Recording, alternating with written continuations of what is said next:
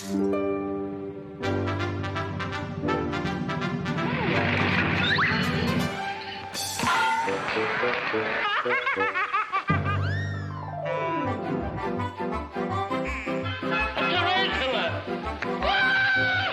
you're in a court, not in the woods, Tarzan.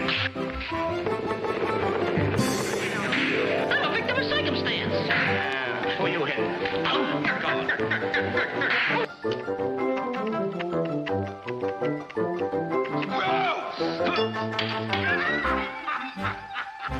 Look, where are you going with the water? Oh, my tent's on fire!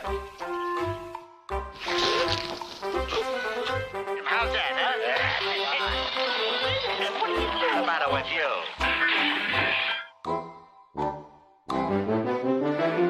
I was for onesies. Well, here's Tuesday.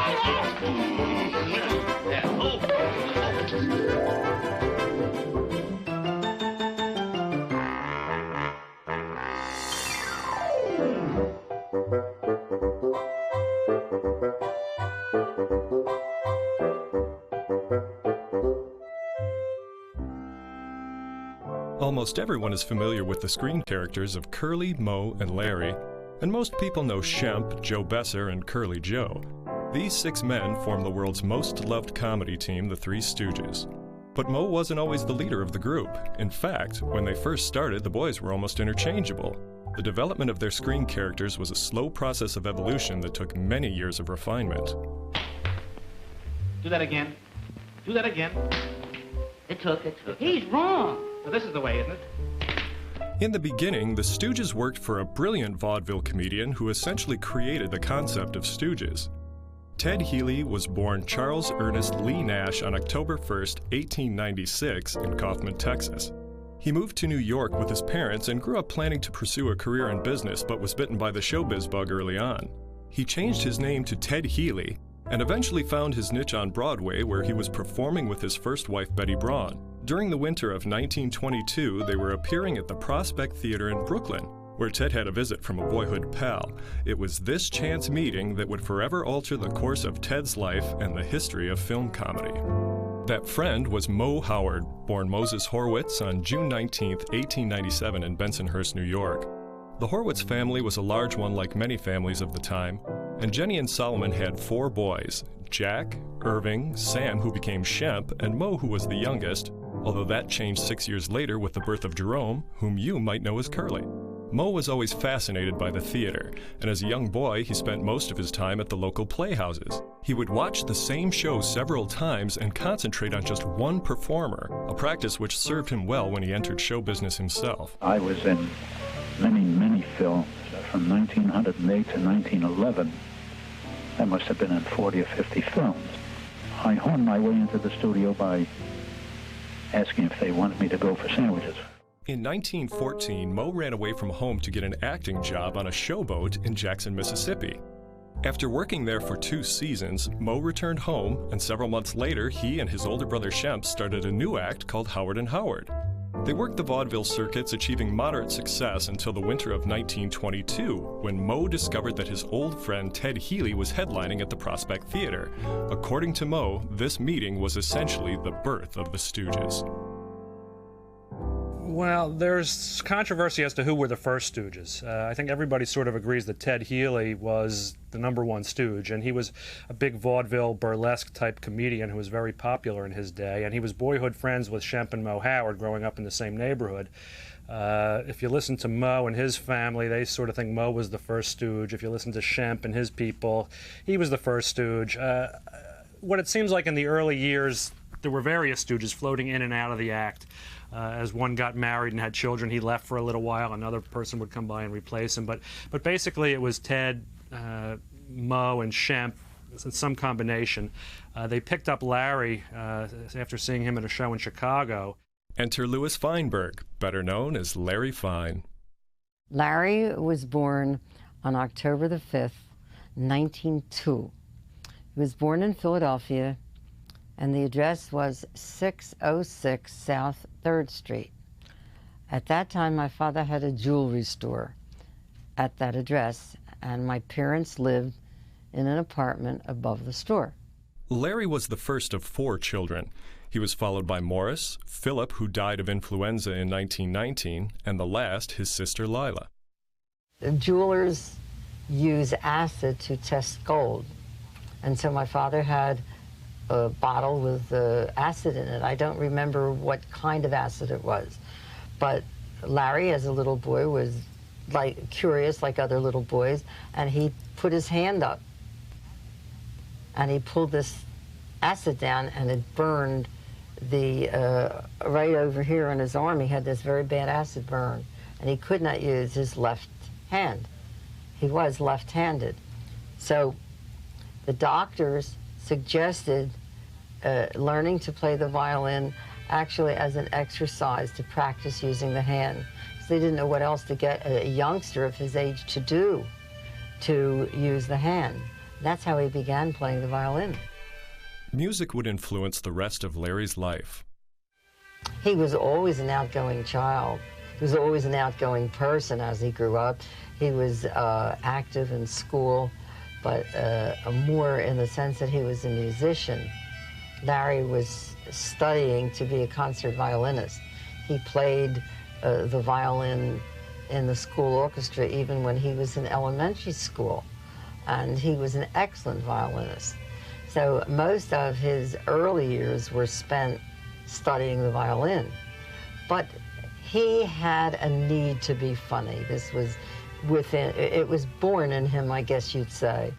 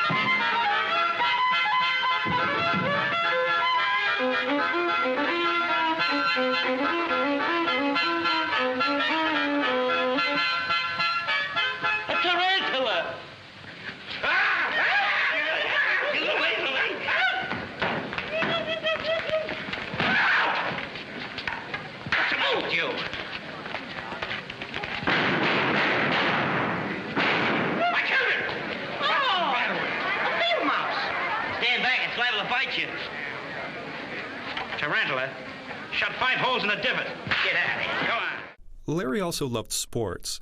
He tried boxing under the name Kid Roth, but his parents disapproved and he quickly returned to the theater. He worked in dozens of small shows and eventually teamed with his sweetheart Mabel Haney and her sister Loretta for a singing and dancing act which they called the Haney Sisters in Fine. But in 1925, Larry was working as an MC at Fred Mann's Rainbow Gardens in Chicago when he received a once-in-a-lifetime offer. Ted Healy was working in Chicago with Shemp and Mo Howard, who were his Stooges. I don't recall which one of them, I think it was Shemp, who went to see the show. And he came back and told Ted, I saw someone that I think would fit into our act very well. So Healy said, would you like to be one of the Stooges, make three out of the two, you know? And he said, yes, I'd love that. He says, okay, I'll give you $90 a week. Fine. He said, I'll give you an extra 10 if you throw that fiddle away. In that same year of 1925, Mo married Helen Schoenberger, and shortly afterward, Shemp married Gertrude Frank, whose nickname was Babe. The four boys worked the vaudeville circuit until Ted and Shemp left to join a Broadway show called A Night in Spain. During this period, Larry married Mabel Haney, and eventually he and Mo rejoined Ted and Shemp in the Broadway show A Night in Venice, which became a hit. This paved the way for better bookings and eventually an appearance at the prestigious Palace Theater on Broadway. A talent scout from Fox Studios hired them for Rube Goldberg's feature Soup to Nuts. Healy was making over $1,000 a week, while the Stooges' salary remained at the usual $100. See, the Stooges were my father's employees, and they came as an act, and he was the one that was paid, and he paid them. And this caused a lot of friction, especially with Mo, because he was a better businessman than probably any one of the other four were. They didn't care for the pay inequity, but in their eyes, it was a shot at the big time. Unfortunately, the film only received lukewarm reviews, but the Stooges received high praise for their performance. Fox studio heads noticed the great reviews for the boys and offered them a solo contract. But when Ted caught wind of the deal, he immediately went to the Fox brass and forced them to withdraw the offer. In his eyes, they were breaking up his act, and after all, they were his employees. So when the Stooges learned that the deal was off, they decided to strike out on their own. Three boys left Ted Healy because they were offered more money in the RKO Orpheum circuit. How much, I don't know. So he needed three replacements. They couldn't use the name of Healy Stooges, of the Three Stooges. So they called themselves Howard, Fine and Howard, Shemp, Moore, and Larry. Now, Ted's got an audition of Stooges. Now, I never saw that type of comedy before. You hit each other, poke your eyes. I never saw that. I never saw their act till I got an audition. I went on the audition, and I went up to say hello to Ted. He gave me a bang in the head you never saw in your life, and I got so mad. I jumped on him, bit his ear, grabbed his nose, hit him back. He says, "You're hired. Get in the corner." You know why he did that? Get the reaction from you. That was the whole thing. Ted had his new Stooges performing material that was identical to what Mo, Larry, and Shemp had done.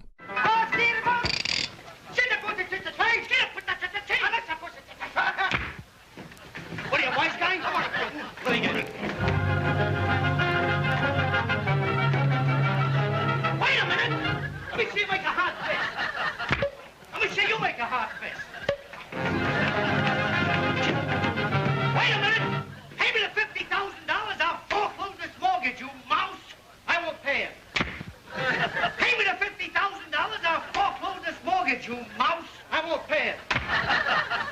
Don't get excited, answer the mortgage. Pay me the $50,000 or I'll foreclose.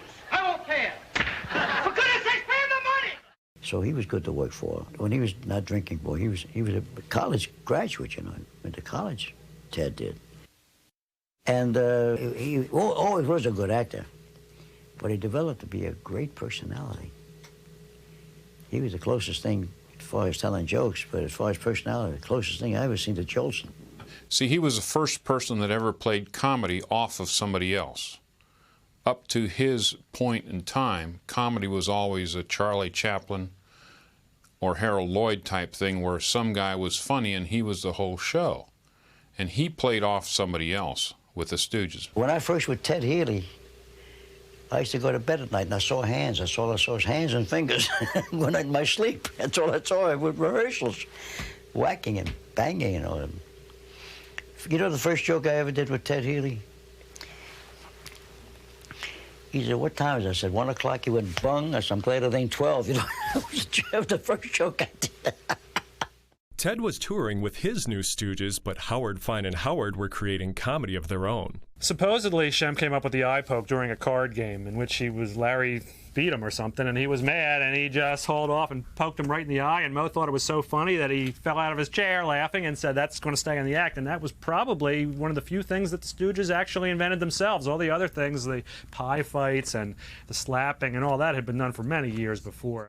Even though Ted had his new Stooges, the chemistry just wasn't the same, and he continued to press the original Stooges into returning. I think the reason he hired us when the Three Stooges, it was for revenge for the three guys to see that they can be replaced. Not saying we are as good, which I don't think we were, but it was his mind that he knew we weren't as good. And finally, thank God, we went to Ted and said, "Ted, we like to do our own act." He didn't fire us. And about 2 weeks later, we were rehearsing, we walked down Broadway, and I see Ted with the three guys. On a promise to avoid drinking, Ted won the Stooges back, but again, change was waiting in the wings. Shemp decided he wanted to leave the Healy act for good. Apparently his wife did not like Ted Healy, and there's some various stories floating around, some pranks that Healy pulled that Shemp and his wife didn't take too kindly to, and eventually Shemp just went out on his own. He'd had a very successful career on his own, but I don't think he made the kind of money that the Stooges ultimately made at Columbia. In 1932, Shemp got the opportunity to play the character Nobby in Joe Palooka pictures on the coast. And it seemed like a great opportunity for Shemp. And he was reluctant about leaving. He said, well, what are you going to do for a third man? I said, Shemp, don't worry about that. Grab your opportunity and we'll get the kid brother Curly in. And Curly was working with a band called Orville Knapp and his band. He was a comedy guest conductor. And it got a big laugh. So we got in touch with Curly and said, give your man 2 weeks' notice. Come on, you're going to join with us. Of course, Shemp had the long hair, you know, he used to push it back over his ears, and Larry had the wild hair, I had the bangs, and he had brown, wavy hair and a mustache, a wax-tipped mustache. And he said, well, don't worry about how I wear my hair, I'll be back here in a half hour. And he was, and he wore a cap. When he took the cap off, he was as bald as a cue ball. Looked like a naked eggplant. So Babe was rechristened Curly. It took a while, but when he hit his stride, Curly became the most loved and the best-known Stooge. In 1933, Ted Healy and the boys signed a film contract with Metro-Goldwyn-Mayer. The boys had finally hit the big time.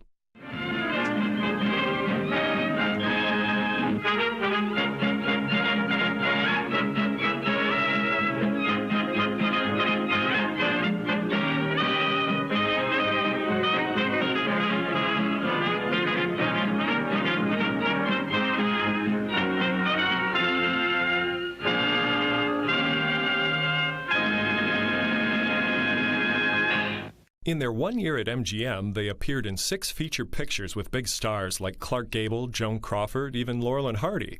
And they also starred in a series of 5 two-reel short subjects, some of which were written as wraparounds for elaborate MGM dance numbers that were filmed but never used.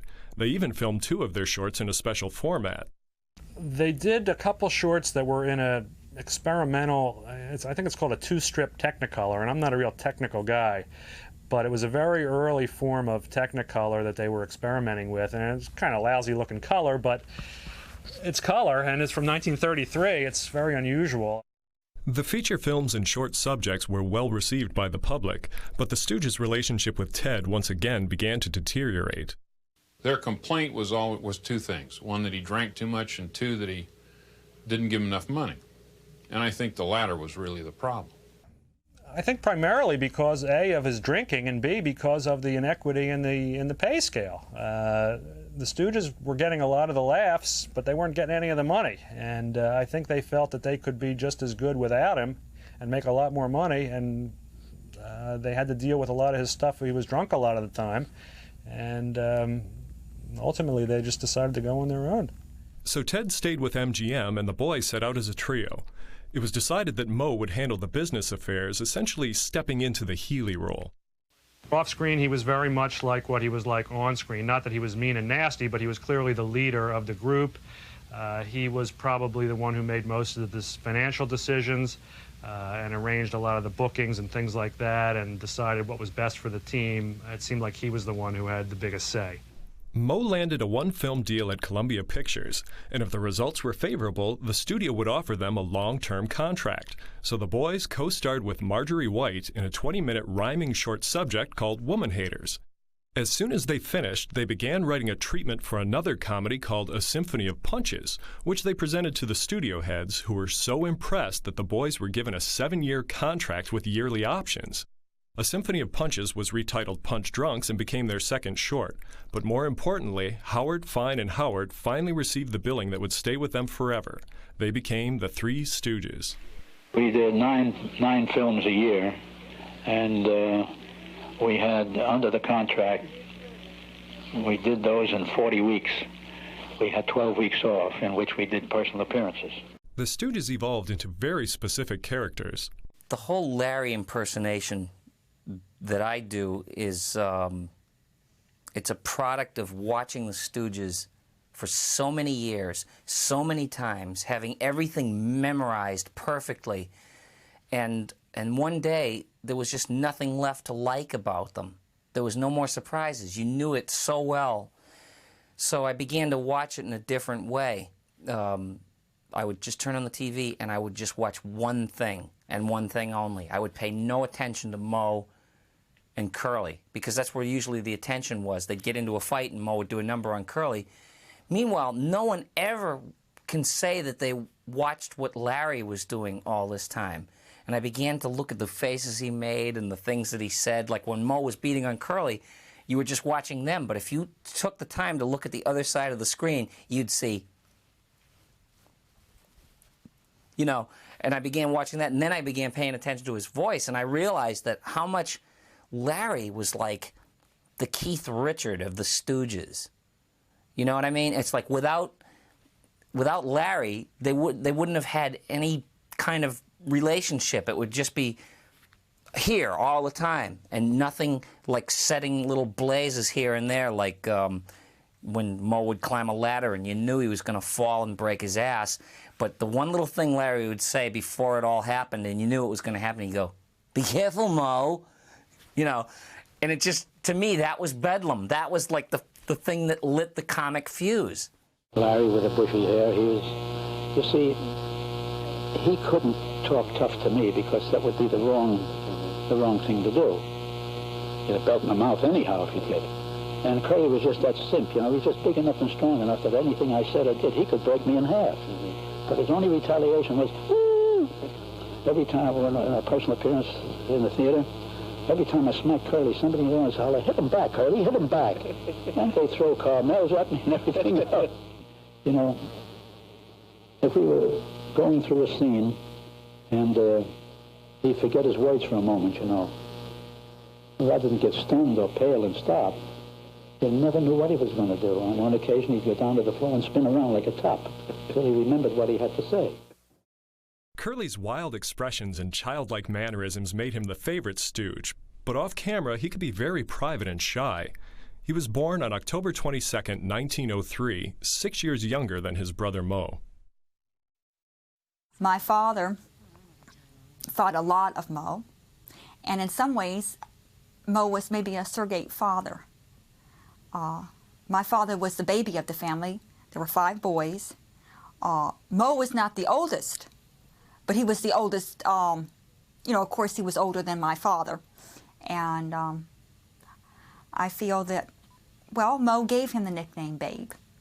And there was a special bond, and there was a special bond. When Curly was 13, he accidentally shot himself in the ankle while hunting, and he nearly bled to death. It was Moe who rushed him to the hospital, saving his life. However, the injury left Curly with a noticeable limp, and this would trouble him throughout his career. When Curly was with his brothers or his close friends, he became the life of the party. He sang, danced, and played instruments, but if his gang wasn't around, he felt uncomfortable and would simply turn inward. When he became a star, he started to overindulge himself. I saw him at a couple of clubs in New York, and he danced every dance, and between dances he was drinking. Never stopped. He lived the life of 3 men.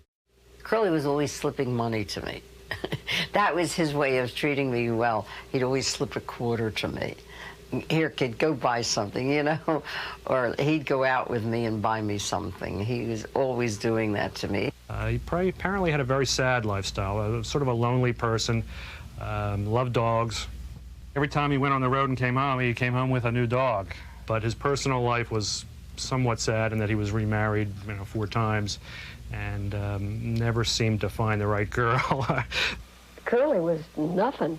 He just disappeared. He was really shy. He would blush when you talked to him. I don't think he said one word to me out of script, you know. I mean, when we weren't on camera. He said his dialogue and whatever he had to say and do, and the minute they said cut, he disappeared. Although his private life was troubled, his work with Moe and Larry was unparalleled. He seemed to be the center of interest. I mean, they all worked together, but to me, I think he was the most delightful. The way he looked, and just make you laugh. But I think Moe and Larry, they just worked like teamwork. I mean, it wasn't guesswork with them. They practiced, they knew exactly what they were doing, and it came across. They didn't do any writing. Usually they were, they had writers that wrote the scripts for them, but there was a lot of leeway in the scripts. Not that everything they did was ad-libbed, but there might be a part where it just would say Stooges do their thing, and then a few minutes of mayhem would ensue with, with all this stuff. So there was some room for them to maneuver, and I'm sure they had such a working relationship with the producers and directors that if something just wasn't coming out right, they changed it around to make it funny. Take off your hat. Now raise your right hand. Now place your left hand here. Take off your hat. Raise your right hand. Now put your left hand here. Please take off your hat. Raise your right hand. Now put your left hand here. Will you please take off your hat? Raise your right hand. Now put your left hand here. Take off your hat. Raise your right hand. Will you get rid of that hat? Raise your right hand. Raise your right hand. Do you solemnly swear to tell the truth, the whole truth, and nothing but the truth? Huh? Do you solemnly swear to tell the truth, the whole truth, and nothing but the truth? Are you trying to give me the double talk? Do you solemnly swear to tell the truth, the whole truth, and nothing but the truth? Why don't you answer him? He's talking pig Latin. I don't know what he's saying. He's asking you if you swear... No, but I know all the words. The Stooges' roughhouse style of comedy often left them open to injury. Moe was supposed to be a paper hanger, I think, at the time. And he was up on the wood, the planks and everything else. And it's supposed to break in a certain way, and he was supposed to fall in a certain way, and it fell the wrong way, and he broke his ribs. And it's in, I forget which picture was in, and they cut right there. And he was out for about a week or so, and then they brought it back in again. But when you saw the thing, when he fell, you could see the face that he made, that he really cracked his ribs. You could see if you look for it. According to Lila Budnick, Larry's face was calloused on the one side where Moe slapped him. His left cheek was always raw and calloused because Moe was slapping him with the right hand across his left cheek. His little jaw was like the back of your heel. That's how tough it was. You could hit Larry across the jaw, I don't think he would ever felt it. He was that calloused. From constantly being hit, it was nothing but constantly, day after day being hit. But he was used to it. In December of 1937, Moe, Larry, and Curly were on their way to an appearance in Boston when they received word that their old friend and partner, Ted Healy, had died. There's a lot of controversy over the way he died. He was supposedly involved in a barroom brawl. The circumstances surrounding the brawl and who were the participants in the brawl are still subject of conjecture to this day. But after this brawl, he supposedly went back to his hotel room and was found dead there the next day. And it was only maybe 3-4 days after the birth of his first child. So it was a very sad set of circumstances. Ted is not what they think he is, what they write about. He was a nice man. Only bad thing, he was a Dr. Jekyll, Mr. Hyde. When he drank, he was Mr. Hyde. It's too bad. We lost a great talent when he died at the age of 41. He was, I don't care, he was a genius. If it wasn't for him, would be no Stooges. And he would drag me on the stage, force me to sing on stage, and I was never more than a foot away from him when we were on the road. And of course, when he died, I was heartbroken because I loved him dearly. They had a stormy relationship, but they were boyhood friends with him. I think there was always a place in their hearts for him. They liked him. They were friends with him. But he just, went a little too far, and they really had no choice but to leave him.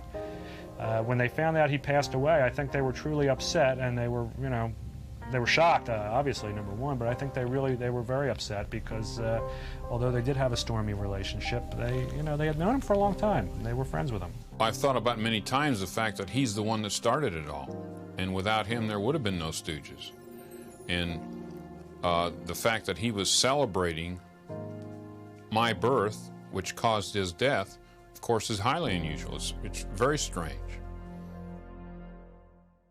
Three Stooges comedies often incorporated contemporary events into the plots. During World War II, they were one of the first teams to parody Hitler in their two shorts, You Nasty Spy and I'll Never Heil Again. Curly, Moe, and Larry were Jewish, and these films reflected a political statement as well as a personal one. Well, he was quite upset about it, naturally. I mean, anyone who cared about people was upset. And then you have to remember, we're Jewish, and so the war in Germany and what went on in Germany before the war with Hitler and all was extremely upsetting to all of us. I think when he was younger, when he wasn't one of the Stooges, and he was playing in vaudeville in the little acts in small towns, he was given a hard time in some small towns where they put him in bathrooms to dress, or they wouldn't let him, you know, go outside and dress in the backyard or something, or, you know, get that little Jew out of here. But listen, you hear that today. So it doesn't surprise you. The only difference is that 50 or 60 years ago, you kept your mouth shut. Today, you don't. The Stooge comedies were more popular than ever, but Curly's health was beginning to deteriorate. Curly hadn't been well. None of us realized just what was wrong with him. We know now that he'd had a couple of slight strokes. And Three Little Pirates was sometime after he'd had those strokes, but from time to time, he became almost his old self. And in Three Little Pirates, he was, in my opinion, excellent. He had recovered. We had high hopes that he would be perfectly all right, but as we now know, he wasn't. And on the very next picture, he folded up. He had a stroke that disabled him. The stress of Curly's personal life began to take an obvious toll. He had been married 4 times, drank too much, suffered from high blood pressure, and was rapidly gaining weight. In May of 1946, Curly's hard living caught up with him, and he suffered a paralyzing stroke on the set of Halfwit's Holiday, and he was forced to retire from the act. Moe hoped that after some rest, Curly would be able to return. So in the meantime, he convinced his older brother Shemp to rejoin the group. Well, he fit right into the act because he had been the original third Stooge, so there was no problem in that sense. From the general public standpoint, I know today people think that he was a weak replacement for Curly, but those are the people that don't know he was the original Stooge. I think a lot of people also think Shemp was trying to imitate Curly, and he was really not in any way. He just did his own thing, which was nothing really like what Curly did. And I think the people that really don't know the history of it are the ones that really don't like Shemp all that much. The real fans understand that Shemp was perhaps the leader of the Stooges at the beginning, and when he came back to replace Curly, he fit in perfectly with the boys. Columbia was hesitant to use Shemp because of his close resemblance to Moe, but ultimately the Stooges won the point. Shemp's experience made him the obvious choice. He was in 100 or more films on his own between 33, 34, and 46. During that 13-year period, he was probably in 90 or 100 films on his own. He had his own series of which he was the star at Columbia, where there were several. It was the Shemp Howard series, and you know he was the head Stooge, and the other people were the knuckleheads. Shemp Howard had been born Samuel Horwitz on March 17, 1895. According to Moe, their mother had a very thick accent, and when she called out for her son Sam, it came out sounding like Shem. When his brothers took to calling him Shemp, the name stuck. Shemp was the most darling man I've ever known.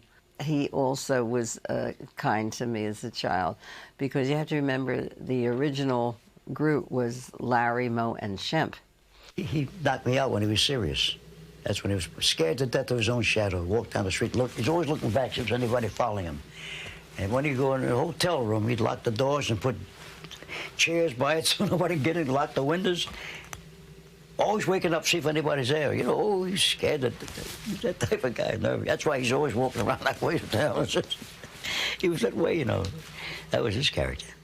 Off camera, he was a warm, loving, laid-back family man, and he preferred to spend his time playing with his son Mort or watching the fights. But on screen, he had a character that was wild and unpredictable.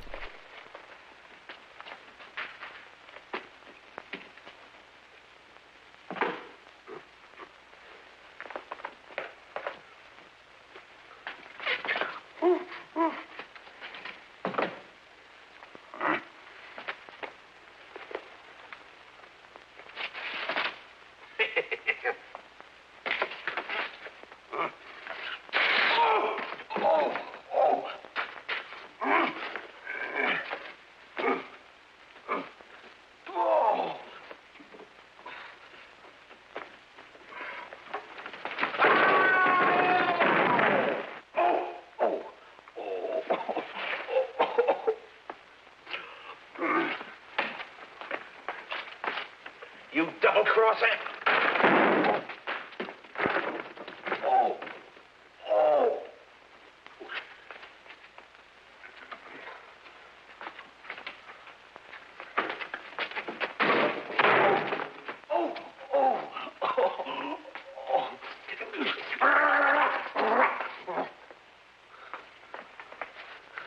Wise guy, this time I'll close you. Oh, no. I'm sorry, Mo. Oh, think nothing of it. Oh, gee, thanks. You're welcome. In 1947, Curly was still partially paralyzed but feeling better.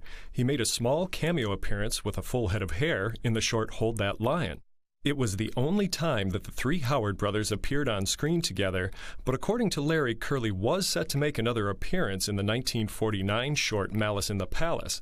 The scene was shot, but wasn't used in the final print. His health was still fragile, but during this time, Curly finally found what he was looking for. On July 31st, 1947, he married a beautiful young woman named Valerie Newman. They had a baby girl named Janie, and for the first time in his life, Curly was truly content. They got married in 1947, and he died in 1952.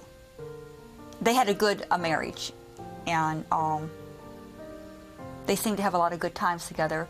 Unfortunately, into the marriage that he got, strokes and became sick after I was born. She would want him at home as much as possible. But he wasn't, from my viewpoint or what my mother expressed, at least in parts of the marriage, an invalid or anything like this. He, at this time in his life, enjoyed a family and seemed to have a certain peace and contentment, and he found his niche of being the family man, which is probably what he wasn't at an earlier period in his life. I don't remember stories, but I remember bottom lines and what my father meant to my mother, and to me, that what she expressed was that he was deeper than a comedy clown. That not only was he a genius in his own, but he had a lot more depth than a lot of people realize. And he took his job seriously. He loved an audience, but he worked at making it look effortless. I think he found something he loved, and he felt good about doing it, and he found something that brought him happiness. One of the things that my mother told me was, he told her, I hope Janie in life does what makes her happy, because I have found what makes me happy, and that is the most important thing in the world, to do what makes you happy.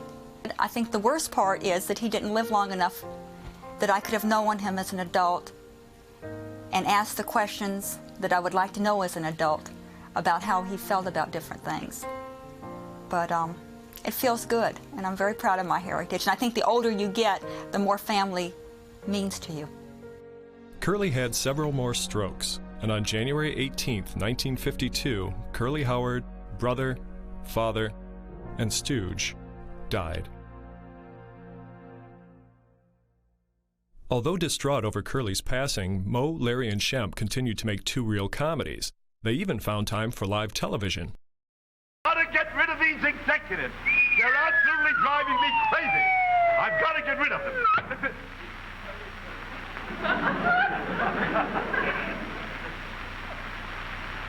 That's a sandbag. That's dangerous, you know that? That could kill someone.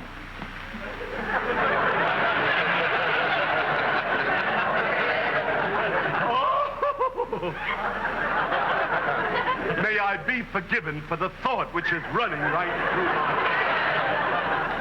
my... Oh, gentlemen. Yes? I mean, now that you're here from the East and all, would you do something for my audience? Would you sing? Would you sing? We'd love to. You would, eh? Oh, yeah. Well, I sing. I'll take the barrier. No. Me. You're going to take the barrier.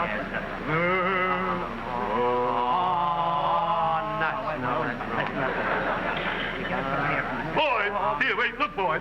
Look here, just stand here. Stand right around the inkwell here, just like that. Now, wait a minute. Now, you don't have to strike a note. Would you play some executive music, please? When you wore a tulip, a sweet yellow tulip, and I wore a big red rose. When you caressed me, 'twas that heaven blessed me, what a blessing. No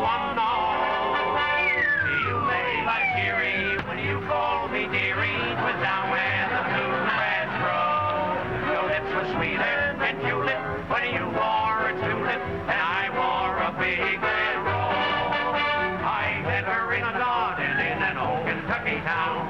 The moon was shining down. No! Don't dance out of this position, boy.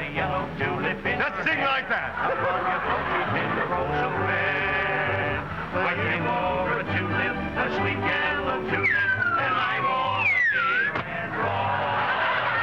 When you caressed me with that hair, caressed me on a blessing, no one knows.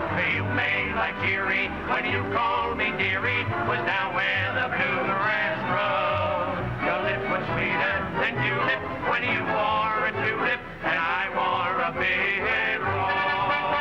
I met her in my garden in an old Kentucky town. The moon was shining down. He wore a gingham gown. I kissed her as I placed a yellow tulip in her hair. Upon your coat you pinned a rose so rare. And you wore a tulip, a sweet yellow tulip, and I wore a big red rose.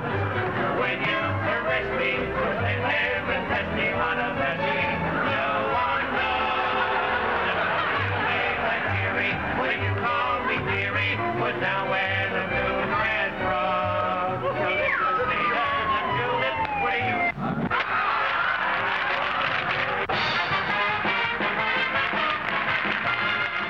For many years, they were the top-grossing short subject series in Hollywood, and they won, the Laurel Awards and these other awards every year that were given by the theater owners to the top-grossing film. So they brought in a lot of money for Columbia over the years.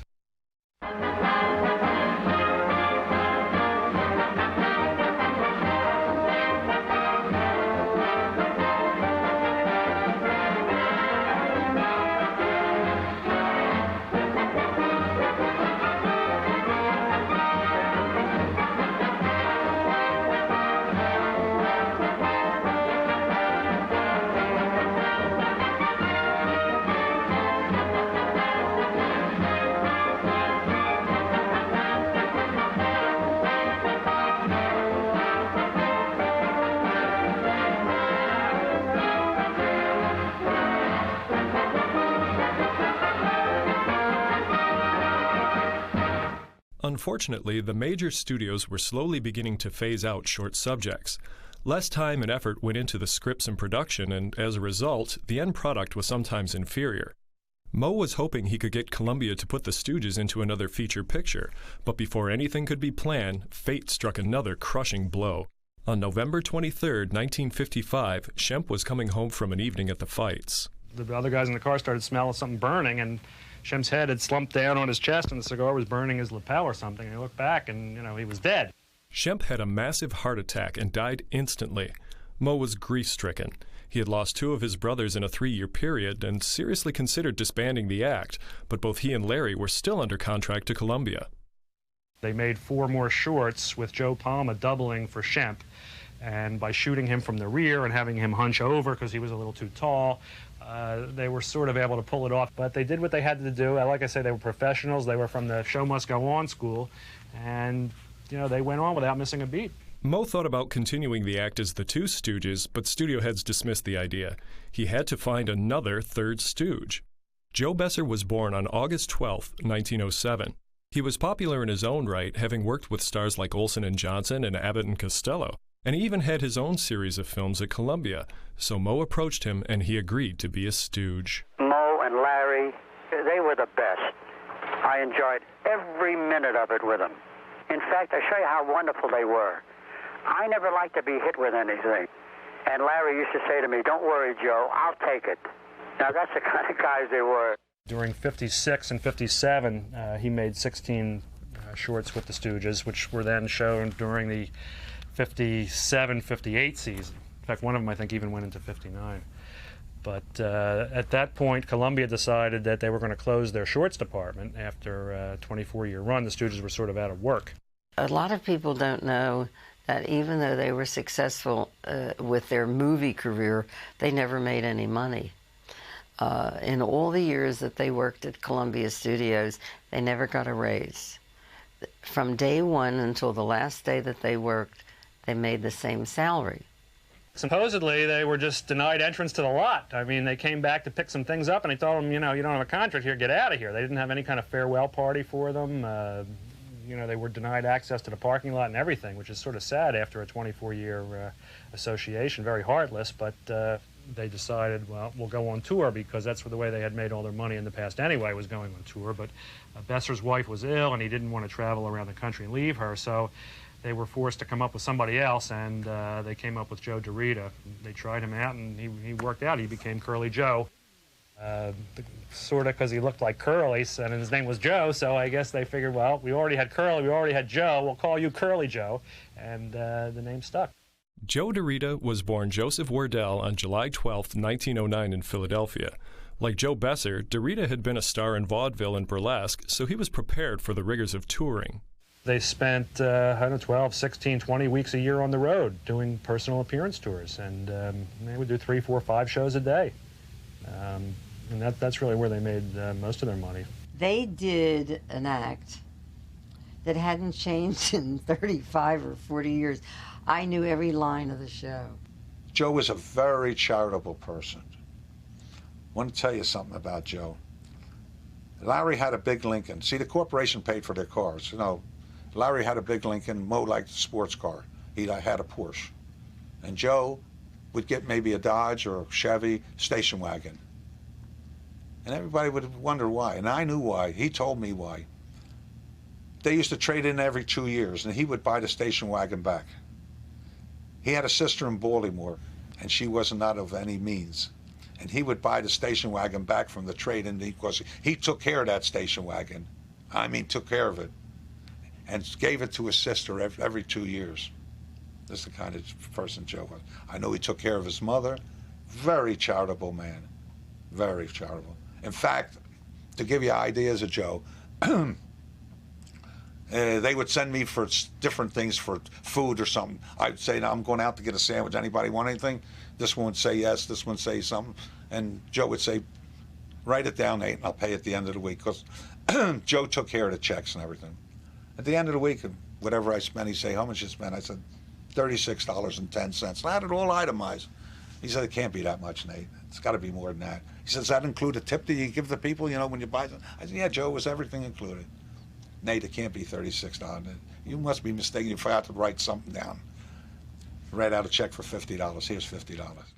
In 1958, Columbia Pictures released 78 of the old Curly two-reelers to television, and within 1 year's time, their popularity soared to new heights. None of them were really aware of it. When they came to Pittsburgh, and their last, the reoccurrence of the popularity after television, they got off the train because they came by train at that time. I think it was 1959. And they saw all these people at the station. They wondered who the VIP was on the train, not realizing the crowds were for them. They had absolutely no idea of how popular they were. Joe DeRita brought his own comic style to the act. Obviously, he had big shoes to fill, but he was a veteran performer, too. It wasn't like he was just a nobody. He wasn't perhaps as well known as Joe Besser was at the time when Besser came in. Most everything was discussed with Larry and Mo, whether they would take something or do something or anything. Not one person made the decision. Then after Joe joined him, Joe was like a junior partner, let's put it that way.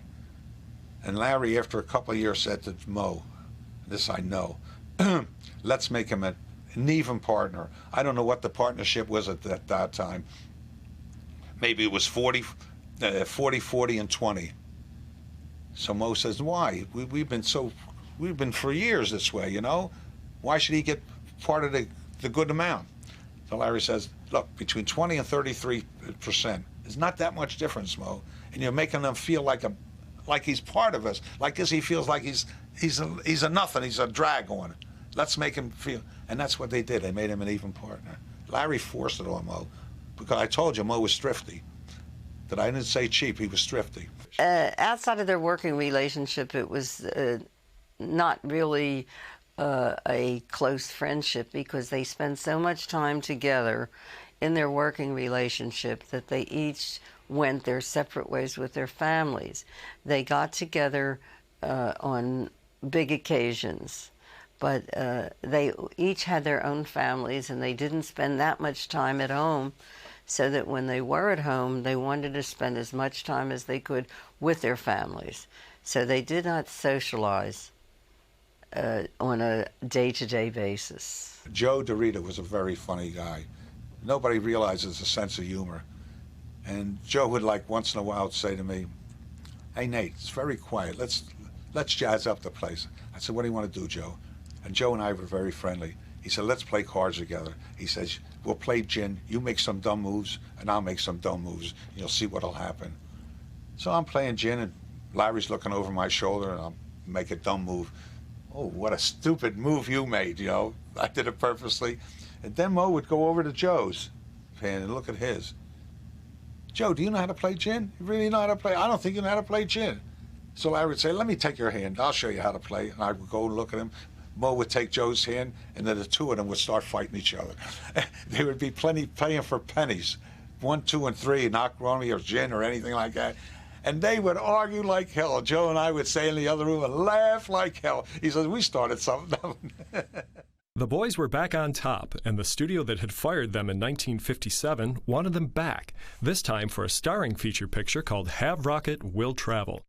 Extra! Scientists establish visual communication with rocket in flight. History is being made on the proving grounds of the National Space Foundation as scientists prepare for the ultimate total triumph over space. Within a matter of moments, you will, for the first time, see the interior of a space rocket in flight. Here's the countdown. 5, 4, 3, 2, 1, blast off. And now the wonders of electronic science enable us to see the interior of the rocket. Oh no, what's this? Oh my, not them. Yes, it's the Three Stooges who are making history all right, but laugh history in their first full-length feature motion picture, Have Rocket, Will Travel. They're throwing things at us! Duck! Try to contact Earth.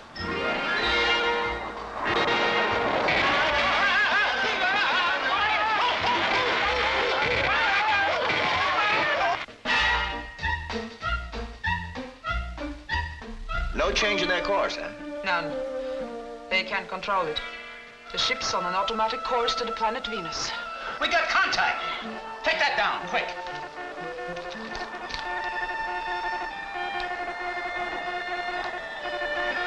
What's it say? Beep, beep, beep, beep, beep, beep, beep, beep, beep. Get out of here.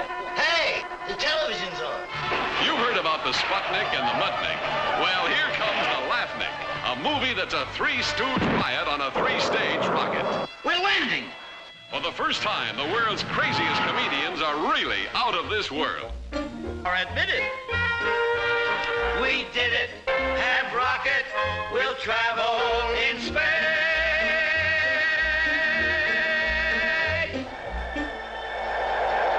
You are expected. Enter. A talking automobile. I am waiting. I am Larry. I am Mo. And I am Curly Joe.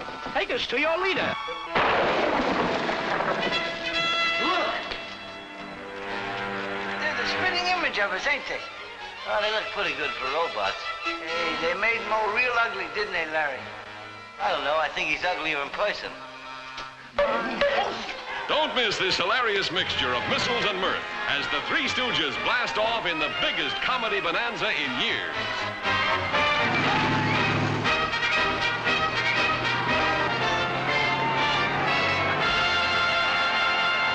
The Stooges did several more features between 1960 and 1969, and their last film for Columbia was The Outlaws Is Coming. The Outlaws is Coming.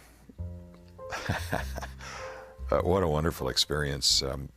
I think we did that in 1964, 65, I'm not sure. Our first meeting at the Columbia Ranch one morning quite early, and I went into makeup and got on my Western duds and came out in the street, and I saw Larry Fine sitting in a chair, and I think his wife was yelling at him about something. And then actually the guys were very serious off camera, their demeanors. They were really very serious artists in their own way. And I was impressed with how quiet they were in respect to their screen personae. I thought Moe, basically, in talking to him here and there while we were filming, was a kind man and serious, almost professorial in a way. Larry was a warm sort of person and always, had a word for somebody and would always spend time. Joe DeRita was Curly at that time, and he was more gregarious and I think outgoing and communicative. I enjoyed all of them, but I suppose I spent more time talking with Joe because he seemed to want to talk a little more than the others. There were a number of silly, bizarre, wacko things that happened while we were filming The Outlaws Is Coming. As guest villains, we had disc jockeys from all around the country, and Norman Maurer and the Stooges figured that would help promote the movie if they put the disc jockeys in the picture as villains, gave them roles. And so, you can imagine with maybe 20 radio jocks all competing for attention. It was kind of silly and fun. And I think the funniest little incident with the picture that I remember, the main thrust of the plot was that we were trying to save the buffalo. I was the young lawyer from Boston, and I had the same interests, and that's how we got together. But anyway, so we spent the movie trying to save the buffalo. The wrap party at the end of the movie, Moe says, "Okay, everyone's invited to my place in Bel Air for a buffalo barbecue." And that sort of typifies these 3 restless nights. I never really spent much time with him away from the set. People don't do that often in Hollywood. You're doing a series and you spend 18 hours a day with people and you just kind of want to get away from them. I think it's probably more healthful that way. I wanted to go home with the Stooges every night, but they wouldn't let me. In 1969, Moe, Larry, and Curly Joe started work on a self-produced comedy travelogue series called Kook's Tour. During the last few days of filming the pilot, Larry suffered a major stroke which forced him to retire. They were able to patch together a 1-hour version of the pilot, which nothing ever happened with. But that was really the end of the Stooges as we know it. And once he was able to really handle himself, he was able to speak pretty well again, because in the beginning he could not talk. He decided he wanted to go live at the Screen Actors Guild country house. And he applied to go into that. That's in Woodland Hills. It's a magnificent place. And he moved into that, and he lived there for the last 6 years of his life. There were a lot of other people that were in the motion picture home too that, he got friendly with, and he befriended other people in Hollywood, Ed Asner, the guy from the Mary Tyler Moore Show, and a couple other people, Ted Knight, also from that show. I know that they played shuffleboard together and stuff like that. It was obvious that Larry couldn't continue, so Moe and Curly Joe contacted their old friend character actor Emil Sitka to assume the role of the middle stooge. They had played with the idea, and Sitka was supposedly even hired and signed, sealed, and delivered to work on a picture, but things fell through, and that group that would have been Moe, Sitka as the Larry role, and Joe DeRita as the third stooge never materialized as a group on film. Moe started to work as a solo. He gave interviews, lectured at colleges, and made dozens of TV appearances. And even though Larry was still partially paralyzed, he too was able to appear on local talk shows. He seemed to be doing well when he suffered a second stroke, which further slurred his speech. 2 months later, he had a massive stroke, which put him in a coma. Larry died 2 weeks later on January 24th, 1975. Moe was heartbroken over the news of his old friend's passing, but continued to work even though he developed lung cancer. They were trying to work on a film as late as '74 with Sitka again, but apparently Sitka kept getting a call, you know, we're going to film next week, we're going to film next week, we're going to film next week, and then Moe died, and that was the end of it. Moe died May 4th, 1975, just 4 months after Larry. Moe's passing brought an end to the world's longest-running comedy act. Joe Besser continued to work in TV and films and take care of his wife Ernie until his death on March 1st, 1988. Joe DeRita retired from show business and lived happily in North Hollywood with his wife Jean until he passed away on July 3rd, 1993. The Stooges are gone, but their legacy of comic mayhem will make us laugh for generations. To me, the Stooges weren't based on any kind of reality. As a kid, I even knew that. I liked seeing people get hit in the head with hammers. Then he smacks him on the head like that. But I've also been able to create original characters based on the Larry voice, like for cartoons like Ren and Stimpy, where Stimpy the cat is, his voice is very much based on Larry Fine, except it's all jazzed up. I think the Stooges will be popular long after we're all gone, because they are poking fun at life. You know, there are some shows that have that effect. Make people laugh and smile and hit each other. I don't know. Slightly! Would you play some executive music, please? When you wore a tulip, a sweet yellow tulip, and I wore a big red rose. When you caressed me, 'twas that heaven blessed me, what a blessing, no one knows.